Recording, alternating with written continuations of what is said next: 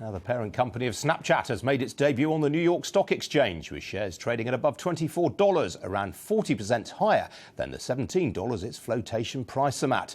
So what's behind the company's success? Well, Snapchat was launched in 2011, marketing itself as the first app to allow you to share photos with friends that instantly disappear after being viewed. Now 158 million people around the world use the app every day. But only one demographic makes up most of those users. 85% of them are aged between 18 and 34. Its narrow appeal is probably why Snapchat's still nowhere near as successful as social media giant Facebook.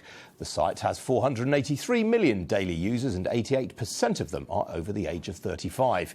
It's their ability to tap into that market that's seen its value rise to more than £321 billion. And similarly, Instagram, which is owned by Facebook, has managed to command the older generation too. 45% of its users are aged 35 and over.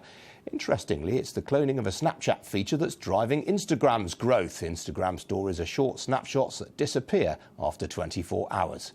The rise of Instagram stories is partly why Snapchat's seen a slump in growth over the last 6 months. It added 36 million new users in the first half of 2016, but then only added a further 15 million new users in the second half of the year.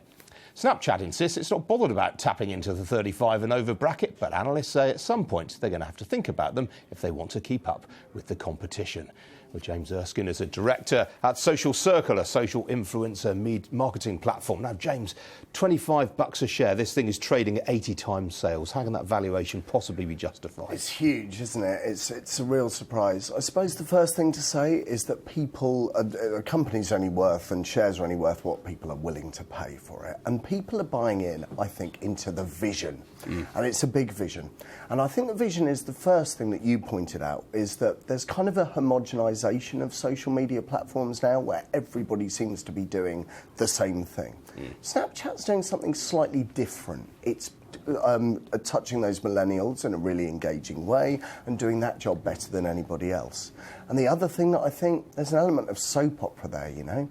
The founder was offered £3 billion about 3 years ago for the business by Mark Zuckerberg, and it's kind of the celebrity share of the moment. Right, so people are punting maybe that Facebook would come back in the... I mean, this thing's burning through $1 billion every 2 years. I mean, it's not making a penny profit yet. So how's it going to do that? I think there's kind of lots of different stakeholders in this. First of all, there's the user base. Now, between you and I, it's my job at Social Circle. We look at influencers and how they engage with their audiences across different social networks.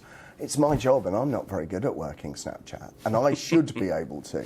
They're keeping the older generation out, and I think that's quite deliberate. But the problem with that is, I mean, how do investors know what they're getting into? Because most investors are sort of old geezers like you and I. Oh, quite right. I don't think the investors do know. And, you know, there was also an element of confusion with partly due to the IPO roadshow that was happening 3 or 4 weeks ago, but also last year they rebranded, quite interestingly, as a camera company. So clearly Snap, the holding company, see themselves as something a bit more than just a social network. So in the same way that you have Google glasses, there's Snap spectacles. Now, they're quite difficult to get hold of, but there must be more toys coming along soon and must be more products to excite investors. And yet, as we said in the intro, its growth in the last quarter was its slowest for more than 2 years, nearly 3 years. Q4 2014, it was growing as slowly as this. I mean, there are warning signs out there, aren't there? There are, and I also think what will be the really significant driver, because the other thing is that 98% of the revenue it does make comes from advertisers or brand partners.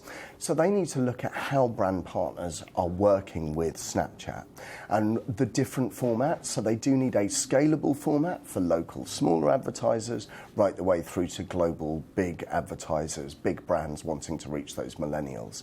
And they should also be thinking about how they can raise investment like other media platforms outside of advertisers. So how can they make money from those 160 odd million daily users? To conclude then, James, I mean, market valuations, markets at an all-time high. Great time for them to be selling, not a great time for investors to be buying. I would agree with that, absolutely.